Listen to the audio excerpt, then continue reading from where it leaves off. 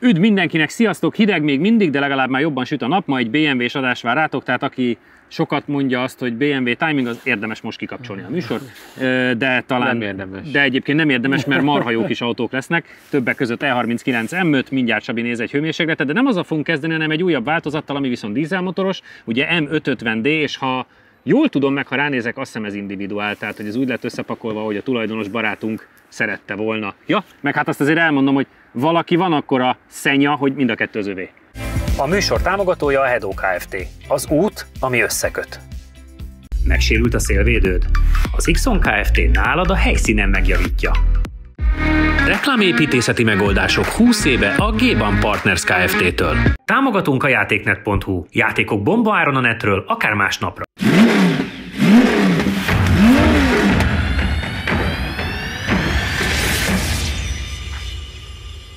Van a múltból egy játszós autó, meg van a jelenből egy használati tárgy. A 400 lóerős autókat szeretnék. Ja, mert hogy egyébként lóerőben meg megegyeznek. Egyébként egyforma. Ez a 400-asok adása. Igen. Úgy kellett volna, hogy a 400. laptimingban... Csak igen. Akkor még azért várnunk kéne egy jó pár évet. Igen. Csabi, mit kell tudni erről az 550D-ről? Gyönyörű, szép. Hát nekem is tetszik, de hogy technikailag. Jézusom. A világ első és utolsó. Egyetlen és utolsó négy, hát azt még ki tudja, még bármi is lehet. A dízelt, a manapság. De már ők is meggondolták, hogy nem már kell. nincsen egyébként, tehát ez már sajnos egy nem kapható autó. Ez ugye a 4 turbo. Ez a 4 turbo, igen, ugye az 50D, az a 3006 henger 4 turbo, 400 lóerő, több mint 700 Nm nyomaték, úgyhogy igen, ez már a történelem. Nem emlékszem, de 1800-tól vagy 600-tól világ végéig. Igen, tehát a teljes tartományba szinte tudja azt. Mindezt összkerékre vagy hátsóra? Összkerék. Hátsóra. Összkerék hajtás, összkerék kormányzás is van az autóban. Hát akkor a múlt héthez tudunk viszonyulni. Igen, alapvetően az S7-hez tudjuk hasonlítani. Igen, hiszen egyébként lóerőben is. Méretben is, lóerőben ez egy picit erősebb, viszont hát súlyban nem tudom megmondani. János, ilyen tesztautó volt-e egyáltalán az országban, vagy jártál-e ilyennel? Van-e tapasztalat? Kombi kivitellel, igen. Viszont ebben az még a különleges, hogy úgy lett konfigurálva, hogy minden, ami nehéz, azért ki lett belőle hagyva, tehát nincs masszázsülés, nincs klíma, tetőablak, nem, csak hogy tehát a konfiguráció alapján valószínűleg az egyik legkönnyebb 550D. Tehát, hogy ilyen szempontból érdekes. Mert ugye az a baj, hogy ha elkezdett telerakni minden földi jóval, ugye akkor ezek azért eléggé el tudnak szállni tömegbe. Ez nincs elszállva ilyen szempontból. És igen, volt nálam egy kombi, nagyon szerettem, de hát a 4 turbo az... Emlékszem, múltkor, mikor forgattunk vele, Csík Norbi mondta, hogy van náluk, és hogy bárki, ha felhívja, mindig megkérdezi tőle, hogy tudod-e mennyibe kerül a turbócsere? 1, 2, 3 és vagy 4 turbócsere. És szépen mindenkinek kell magyarázni, hogy nem akarjátok megvenni, mert nem értitek azt a számot még. Hát de most minek, szóval, hogy mondjam, alapvetően nem jellemző. A 3 turbósokkal volt néha probléma, az tény, de a 4 turbósokról még nem hallottam ilyet. Azt meg hamarabb abba hagyták a gyártást. Igen, probléma előtt. Probléma előtt játszátok le, és nyilván akkor ezt is melegíteni kell. Közben azért ezt mondjuk el, hogy mi van rajta. Goodyear. Gumi. Goodyear. 20 colos. Igen. De nagyon szép állapotú. Eagle. 20-as. Játszátok le, és akkor valaki melegítsen. 5, azt hiszem ez. Nem 3. Tessék. Hogy megy? Fejből. János egy híres gumigyártó. Igen. Menjen ő a BMW-s, melegítsen, amíg azt nem érzed, hogy minden dzsencse. Igazából mindegyikkel mehet aztán. Jó. Ennek a színe is nagyon tetszik. Igen, nagyon kellemes. Nekem az egész ez konfiguráció. Egyszer egy rendezvényen valaki megkérdezte, hogy a küszöbön mi ez a posv. Miért van ráírva, hogy posv? Mert belülről nézte, de kívülről nézve M550D. Nem ilyen tulajoknak kéne árulni, igen. Lehet az a baj, nem? Posv. Posv. János, tippeld meg, hogy hányadik BMW, amivel megyünk? 50 felett, az biztos. 61. Ő magában már ezt kiadná egy komolyabb laptimingot, nem? Igen. Na, kérlek szépen, hát M5 Competition vezet. Hát, hogy nem. Aztán van egy M4, aztán M5 2019, M5 2018, utána M5 AC Schnitzer. Tehát azért van sok. Az első komolyabb dízel változatunk, az kérlek szépen, hát ahhoz azért jócskán lejjebb kell menjek. M750D. És az ugyanaz volt, csak 7-esből, ugye? Igen, de egyébként azt annál egy picivel azért gyorsabb volt 640D vagy? Nem, bocsánat, nem, a 750D a leggyorsabbunk a 49.0-val, és a 640D 49.400, igen. Hát itt azért szerintem nem 49-es időről fogunk beszélni. Azt mondod, hogy bőven lejjebb? 48? Hát ez is ugye összkerékhajtás, összkerékkormányzás. Bár hogyha végig gondoljuk a múlt heti 48.2-t, egy súlyban egyforma, lóerőben picit kisebb. Szerintem ez egy picit könnyebb is talán. Tényleg? Aha. Azt mondod? Igen. Úgyhogy hát akkor... 48 az a elvárás, és 47 a...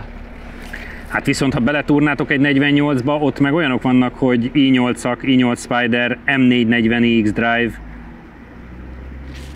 48 elejében van a 330 G20, tehát azért a 48-ban nagyon jó idők vannak, vagy nagyon jó autók vannak.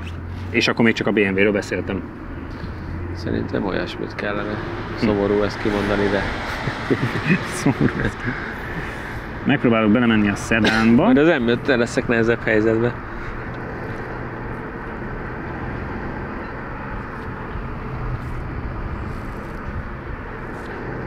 Ez se a uralkodó motorhangról és kipufogó hangról lesz híres. Nem. Pályán átívelő. Figyelj, kinyitottam a szedánokat, és az van, hogy dízelben ott is a 750D vezet. Tehát gyakorlatilag autóformájú autóból a legjobb dízel autónk az a 750D, amivel hát tudjuk, hogy finoman itt a rázókövet, azt, aki érdeklődik, az nézze vissza, mert az egyébként is egy elég nézett adás, mert olyan thumbnail van, hogy János éppen benne van itt a shoulderben keresztbe, de ez mi sem zavarja. Tehát. Hát sajnos a nézettsége már nem a eredeti, hogy adóta a csatornát váltottunk, de... Igen.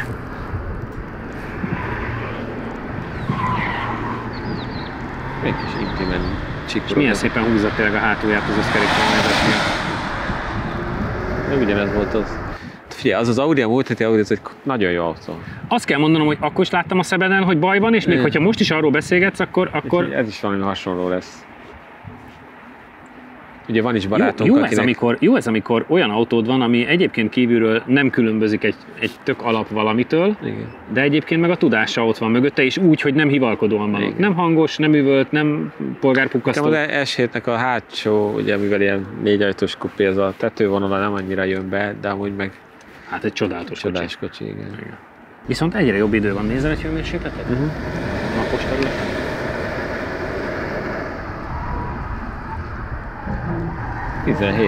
Azért mondom, múltkori forgatási, vagy múltkori előttinél 20-as idők, hogy hőmérsékletek voltak. Lassan hozhatsz versenyautót. Szerintem jövő hétre valamit pisztolyozunk is. Figyelj, némán teszi a dolgát. Eddig ez egy elektromos autós adás, valljuk be. Igen. Egyébként ebben a fényezésben az a jó, hogy nézd meg, hogy amikor megcsillan rajta a napfény, mennyire szép. Tehát, ezerféle színe van. Igen. Igen. Régen is voltak már ilyen színek, ami nagyon változatos tudott. Az van, mintha szenvedne az eleje a kanyarokba. Igen, ez ortonosabb. Cserében meg a kigyorsítás az pofátlan, igen. Kicsit ortonosabb. Igen, az van, hogy azzal kell nagyon sokat várni, hogy be tudjál fordulni. Viszont azt láttam, hogy ahogy meg tudja nyomni a gázt, onnantól meg eszeveszett módon jön ki, valószínűleg a hajtásnak, meg hát az elejének is köszönhetően.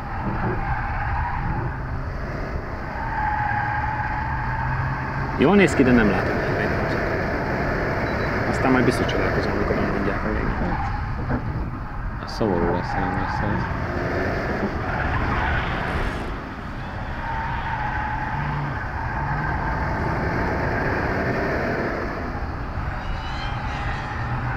Nehézkesen fordul be. Igen, azt mondom. Hogy az elejével kell baromi sokat várni, és aztán cserébe meg úgy megy el, mint a gőzmódban. És én ezért félek, hogy nem lesz 48, mert nagyon sokat kellett várni. Első kör idő 48,532, az összidő 1 perc 32,573. Ami azt jelenti, hogy maradván itt a limuzinok között, kérlek szépen C43 AMG, automata Evo 10-es,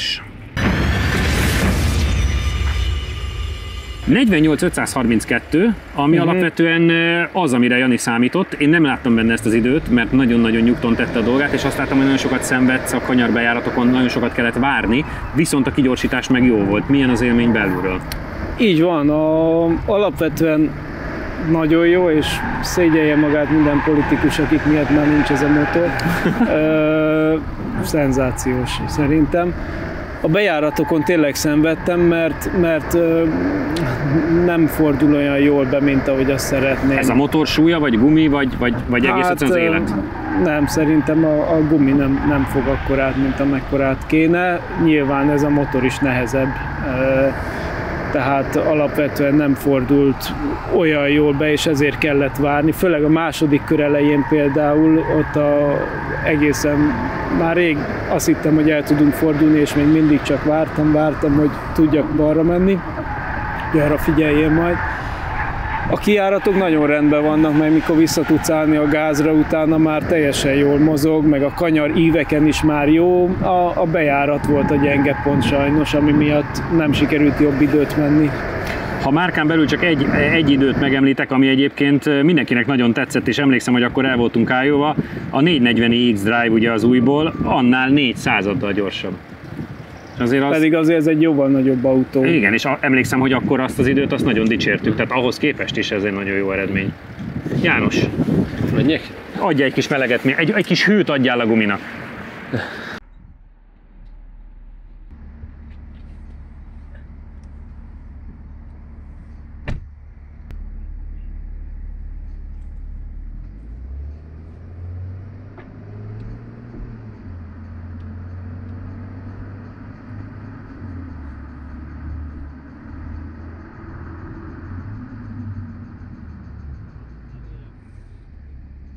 Figyelj, két körön már 2 tizeddel van a 440i mögött, tehát az első köre volt igazán jó, és a pár héttel ezelőtti Cabrio Mustang mögött van 3 tizeddel, meg a Meganunk mögött. Tehát egyébként a két körös ideje is szerintem tök jó. Pedig a második körbejárat az nem volt jó. És hát egyébként az S7-tel vív a legjobb dízelér, ugye 3 tized különbséggel vezet az S7. Igen. De féllel jobb, mint a 750. Már 750 dízelű.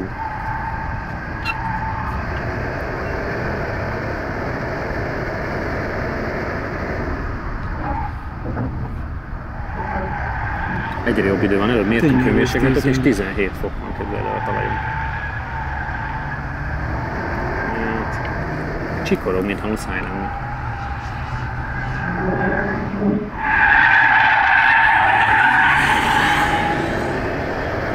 A cserébe a kigyorsításon meg úgy megy el, mint egy komoly benzines. Ott már nagyon szép, ott már nagyon jól rakja a nyomatékot. A bejáratnál ez a gumi ez nem tudja befordítani jól.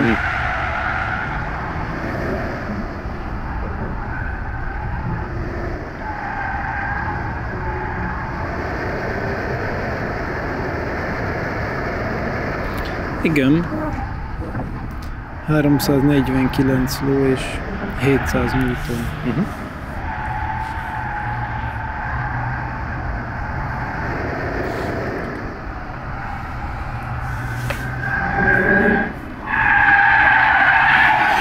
És Jani agresszív stílusa nem kedvez annak, hogy be akarja hajítani az első kerékre akar támaszkodni. Próbálta, hogy akkor átfordítani, igen, lendületből, nem tudom. Szerintem ez lassabb lesz, mint a tiéd. Első köridő volt 48,686, az összidő 1 perc 32,615. Meg is marad. Igen. Tehát megkapta az 1 tizedet, és az 1 tized marad. Aha. Tehát, hogy igazániból akkor cserébe azért valahol, Ennyi. ilyenkor szoktam azt mondani, hogy ez így ennyi. Igen. Hogyha ennyire közel tudtok autózni egymáshoz. Hát meglepő, azt hittem, hogy... Akkor ez még egy dicséret lesz az Audinak.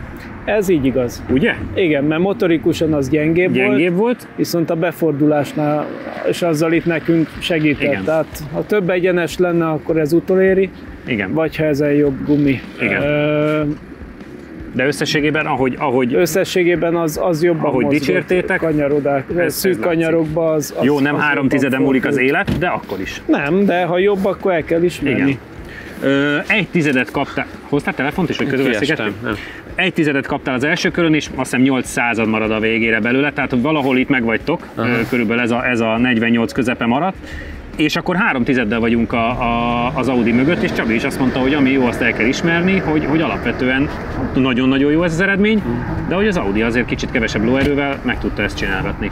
Szerintem az nagyobbat fordul a hátulja, meg most direkt ránéztem, nekem nagyon furcsa volt már az első körön is, de a másodikon én azt hittem sokkal rosszabb lesz, mert én már nagyon ortodossá vált. Mert nagyon rá is hajtogattad, azt nézegettem. 3,3 bárad. Annyira fölment? Fölment a nyomás. Tehát, hogy már azt éreztem, hogy főleg ott én nem tudtam befordulni. Igen. Tehát, hogy már annyira nem rugózza ki a gumia úthibákat, hanem csak így csúszkál. Tehát egy kicsit magas lett benne a keréknyomás. És összességében az élmény?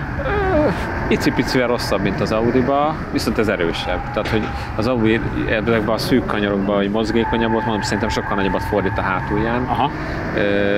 Mert az összkerék szerintem kb. Ugyanúgy dolgozik abba is, ebbe is, csak az egyszerűen jobban abba is, ha már kérsz ilyen sport-diffit, akkor az már úgy működik, mert a BMW-nek az X-Drive. Az egy picit gyengébb egyenesbe, viszont jobban fordul szűk részeken. Igen. Nagyon nagy tanulság, ugyanakkor ne legyünk szomorúak, hiszen mind a kettő nagyon erős. Mind a kettő marha jó kocsi. Azt is elfogadnám, ezt is elfogadnám. Ennyi. Akkor tiéd lehet az Audi, ennek elosztottátok ezt. Figyelj, egyébként bocsánat, egy szó, azt néztem, hogy a 10 000 kilométeres átlagfogyasztása 7.0. Igen. Azért az milyen? 400 lóerős dízelt? Azért az elég jó hangzik. Azért mondom, egy ilyen downsizingolt 1 literes kis 3 hengeres tud többet manapság, nem ekkora kaszniba, hanem egy ilyen, tehát ennyit ezekről a csoda dolgokról. Meg a jövőképről, amit itt élünk Európában. Na mindegy, zárója bezárva. Picike szünet, és akkor visszamegyünk az időben, meg átváltunk benzinre. Támogatunk a játéknet.hu. Játékok bombaáron a netről, akár másnapra. Reklámépítészeti megoldások 20 éve a G-Ban Partners Kft-től. A műsor támogatója a Hedó Kft. Az út, ami összeköt. Megsérült a szélvédőd? Az Xon Kft. Nálad a helyszínen megjavítja.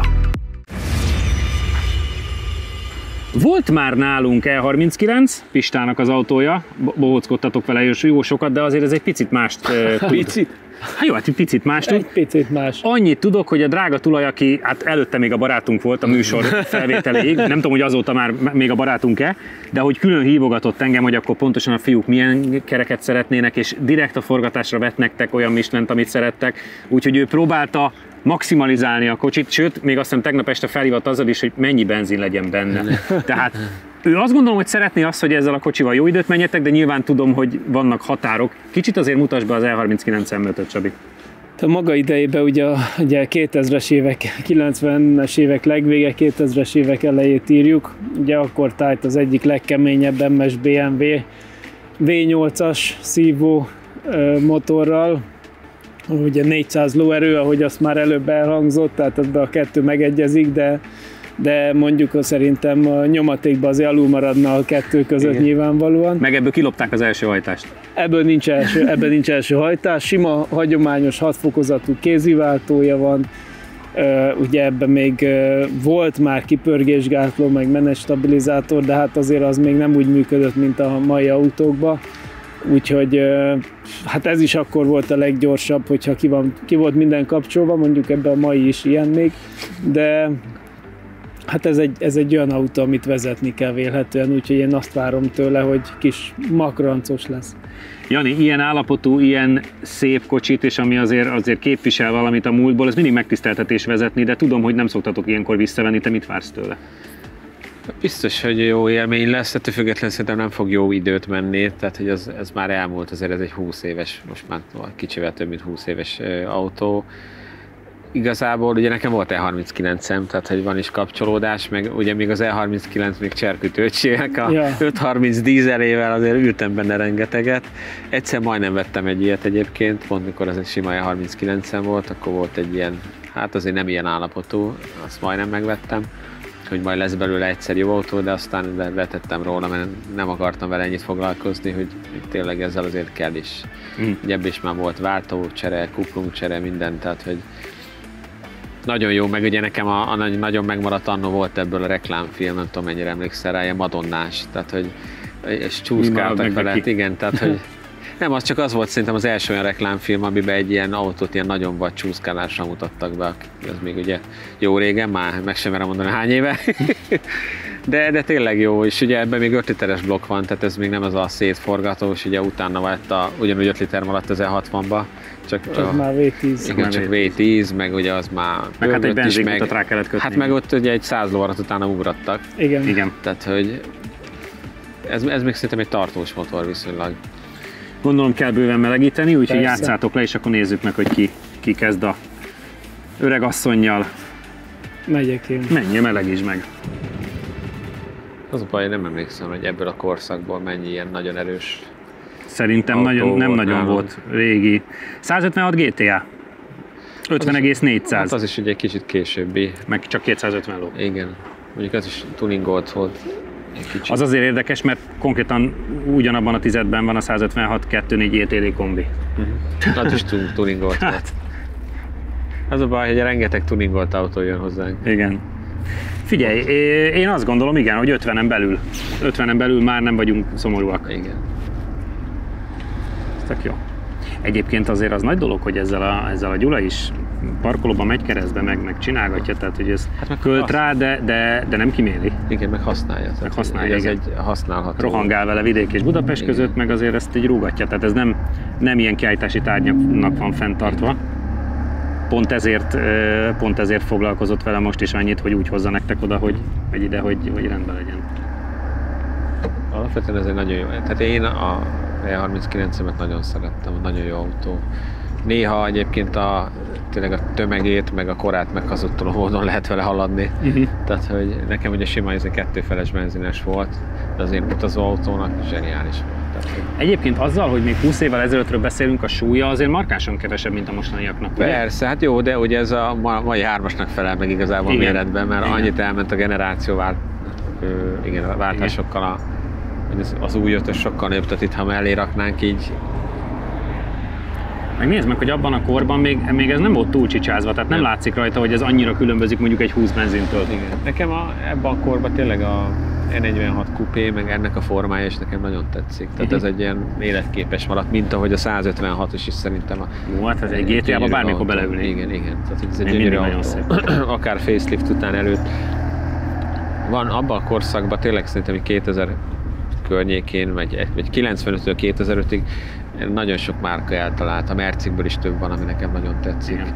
Tehát, hogy érdekes módon, hogy most olyan kicsit egységessé válni, és akkor néha van egy-egy márka, aki ebből ki mert akar ugrani. most már egyre fontosabb lett mondjuk egy CV érték, ami meg egész egyszerűen meghatározza azt, hogy mit tudsz csinálni. Igen, meg annyira sok modellje van most már minden márkának, tehát hogy Igen. abban a korszakban, amikor ez az 5-ös volt, akkor volt 10-valahány modellje a BMW-nek, most meg van majdnem 30, tehát Igen. hogy így, Igen. Az is tarthatatlan egyébként. igen. gondolom.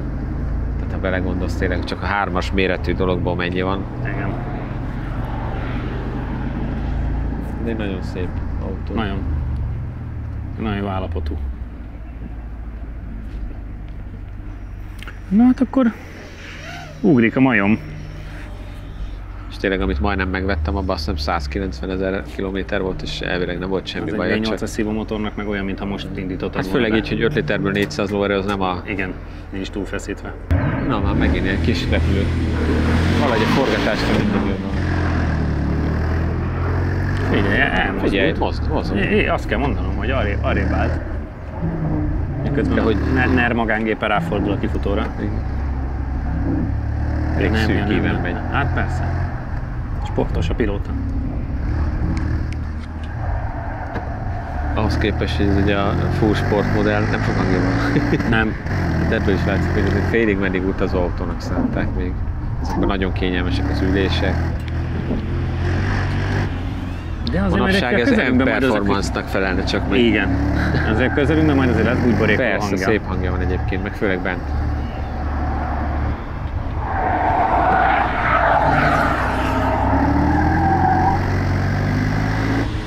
Visszafogott, igen. Meg azért a Egy gyors volt. váltási idő, meg a váltási elosztás is azért még olyan a Ez 2000-es manuális váltó. Tudom, csak hát... Tehát, hogy azért az... Még jóval kevesebb fokozat, meg nem a dupla kuplungos 200 fokozatú váltó. De azt nem is szeretjük. Hát, ja, de az van most. Mondjuk én már szeretem az új világban, tudod. Minél több olyan van, annál többet tudok vezetni. sőt most már inkább olyan van, csak több márka megszünteti a manuális váltót. Tehát ez ilyen szempontból is különleges. Igen, hogy itt még kapcsolgatnotok kell. Kicsit nagyon lifeg az eleje. Nagyon szép. Igen, és harcol az elejével. Na, meghallgatjuk. Első kör ideje 50,410. Az összidő 1 perc 35,464. Tehát gyakorlatilag az E40 M3-nál 8 századdal lassabb, és nagy abszolútban pedig S8 V10. Ott is előtte van pont az E46 M3, S2000 van mögötte, meg LC500. Én azt gondolom, hogy be kéne menni 50 alá. Hát jó lenne, igen. De hát ha a gyári instruktor nem megy be, akkor tőled mit várjunk? Igen. Ugye?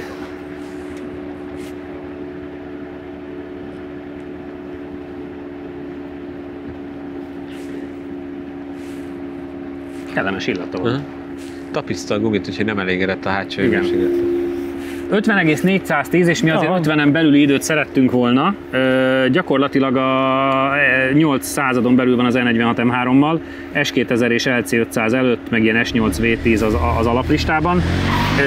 Meséld a tapasztalatokat, hogy Jani tanulhasson, mert én azt gondolom, hogy be kéne tudni menni 50 alá. Be lehet azért menni, mert főleg tényleg tök jó a tapadás, tehát szerintem még bátrabban nyugodtan lehet gázt adni, mert jó a tapadás. 3-ból 2-be a visszaváltás nehézkes, és azzal küzdöttem. Nem szabad nagyon magad fel, tehát érzése majdnem mintha 4-est váltanál, olyan elég furán kell, és ez ott a sikánnál is nagyon kijött, meg tényleg a második körbe kezdtem el elég bátran kigyorsítgatni, mert hosszú a gázpedál útja, tehát hogy ez még egészen máshogy működik, és olyan lelkesen kell nyomni. Szóval, hogy igen, itt most manapság ugye ennyibe kell megoldanunk, igen, régen meg ebben.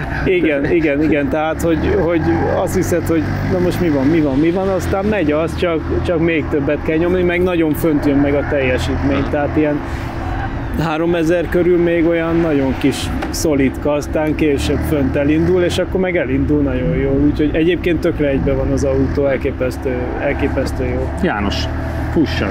Ha akarsz melegíteni, mehetsz egyet? Hát meg rajtnál csak úgy nagyon csinyán próbáltam úgy, ja. De pedig elbírná valószínű, mert úgy nem mutatta fáradás jeleit. Hát nem, de tudod, egy csomó olyan autó van. Megvédted a kuplungot? Hát próbáltam, de úgy tűnik kibírja, mert... Jól néz ki a pályán, de pont azt beszélgettük, hogy csak akkor van hangja, amikor itt vagy előttünk. Aha. Tehát, hogy olyan látszik, hogy 20 évvel ezelőtt vagyunk. Olyan, azt mondja Jani, hogy manapság csak M-Performance modellnek felelne meg, tehát, hogy azért ennyit változott már a világ. Hát most egy M5-ös, az ehhez képest egy rakéta. Igen. Nagyon durva. És hozzátéve, hogy szerintem ez is elég gyors, tehát hogy ezek is már olyan gyors autók voltak, nem feltétlen van szükség a mai kor M5-ösének a űrhajó teljesítményére, de hát... Igen.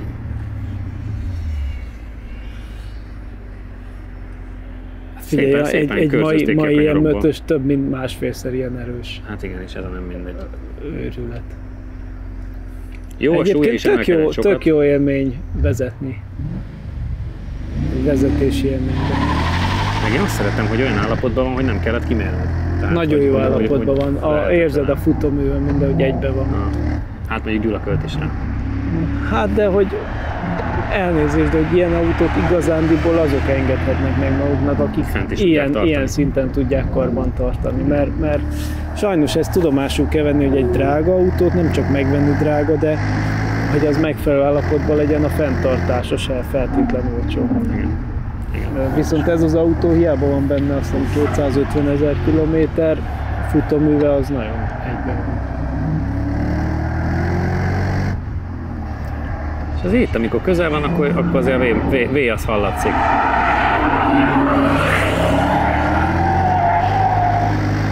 Meg úgy érződik a hengerűr tartalom, tehát... Nem, úgy mondanám, hogy nem köhög kigyorsításon, igen. Jó mély. Én is azt érzem, hogy arrébb tud menni.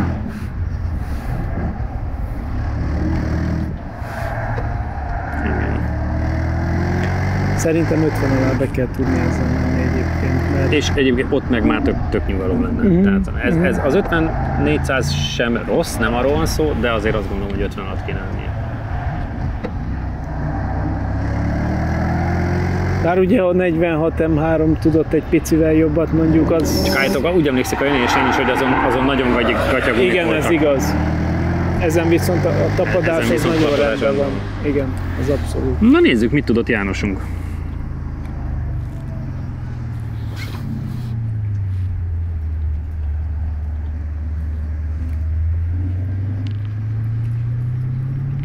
Első kör ideje 49,843, az összidő 1 perc 34,197-es. Így már azért mindjárt szebb a lányzó. Igen, azért mondom, hogy az annyit tudni kell. 49,800. Nézd meg az M240 ilyen performance. 640D Grand Coupé. Hát és ott van egy M5-ös előtt. Hát az alummal régen, igen, az igen. Gyerekkorunkban, igen. Igen, de hát az a V10-es volt. Igen, az már V10-es volt, igen. Gyerekkorunkban. Úristen. Na, jó van, jó van, büszkék vagyunk rád, megmentetted a becsületet. A második kör az elúszott. 49,843, tehát amit vártunk, 6 tizeddel jobb, és pont azt néztem a Csabi, hogy van egy M5 Tuning Lumma, ugye az már a V10-es előtte, de mondtam, hogy az még gyerekkorunkban volt, amikor nagyon, az 2 tizeddel van előtte, de egyébként egy M240 ilyen performance előtt van 1 tizeddel, hogyha márkán belül nézzük. Milyen az élmény? Hát egyrészt nagyon szép emlékeket idézett fel, már hogy beültem. Én nagyon szeretem ezt az autómat. Hát ez meg még megy is, az enyém nem megy. Igazából nagyon vicces, mert mondta Csabi, itt elgyakoroltam meg odafelé, és hogy itt a kettes lesz a minden. Hát ez menet közben, mikor forogom, otthon nem úgy van. Tehát én is minden egyes visszaváltással megküzdöttem, tehát már kb. Második vagy harmadikra sikerült. Emiatt a második körben ott a végén a kanyar azt nem sikerült bevenni, tehát azt mire visszaküzdöttem kettesbe, addigra már nem volt meg az ív. De amúgy nagyon jó erőben van tényleg, tehát tényleg, hogy fent mennyire jól elindul, az nagyon jó. Meg hiába szólt Csabi, azért elsőre tényleg meglepő, hogy mennyire jó tapadás van. Tehát, hogy kicsit tolja az orrát, de ha elkezded nyomni, hogy befordítja hátulját, és lehet nyomni. Tehát nem az van, mint egy V8-asnál, hogy rebegteted, hanem így, és akkor egy picit úszik, és fenneked, de befordul. Úgyhogy nagyon jó. Hát inkább ez egy kényelmes utazóautó szerintem már a mai modern sportautókhoz képest. Viszont az, hogy ilyen korban, tehát 20 év felett ilyen erőben van, meg ilyen állapotban, ez zseniális. Tényleg csak a váltón ez a kettes az egyetlen gyenge pont. A féke is nagyon jó, minden úgy működik, ahogy kell, úgyhogy nagyon kellemes. Az alaplistában még egy időt találtam, az IS200 V8 swap előtt van pár századdal, és azért az legalább egy V8-as. Hát meg az egy nagyon kenyér, mint... Igen, az egy ilyen tuning autó kb. Driftre épített sperrel meg. Igen. Akkor nyugodtak vagyunk, hogy bement 50 alá. Jó teljesítmény volt, köszönöm urak, nektek is, hogy itt voltatok, és Facebook, Insta, YouTube, jövő héten pedig találkozunk, sziasztok!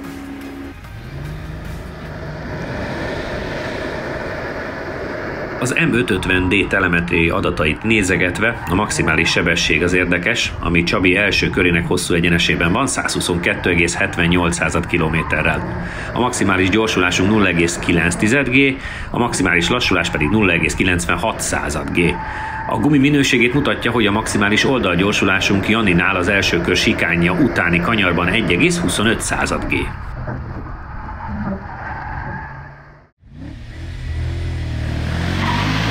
Az E39 M5-tel Jani már 3,697 ezred másodperc alatt eléri a 60-as tempót, míg a maximális sebesség Csabinál realizálódik, és érdekes módon mindössze 2 km/h lassabb csak, mint az M550D-nek volt, azaz pontosan 120,58 km/h. A maximális gyorsulásunk 0,75 G, míg a maximális lassulás szinte teljesen azonos szintén az M550D-vel, 0,97 G szintén Jánosunknál. A maximális oldalgyorsulás picikét gyengébb értékű, mint az M550D esetében, az M5-nél 1,08 G a Csabi sikánjában. Támogatónk a Data Expert. Adatokat csak tiszta forrásból. Professzionális küzdősport és fitness felszerelések a BP Fight-tól. Sütőipari gépek forgalmazása és szervizelése a ProGape Goldex Kft-től. Ülj be te is versenyzőink mellé, és éld át a száguldás különleges élményét a Hungaroringen. Jelentkezz a Phoenix Motorsport elérhetőségein. Ha még nem tetted meg, most azonnal iratkozz fel a csatornánkra. Nyomd meg hozzá a kis csengőt, és így nem maradsz le a Lap Timing adásokról sem.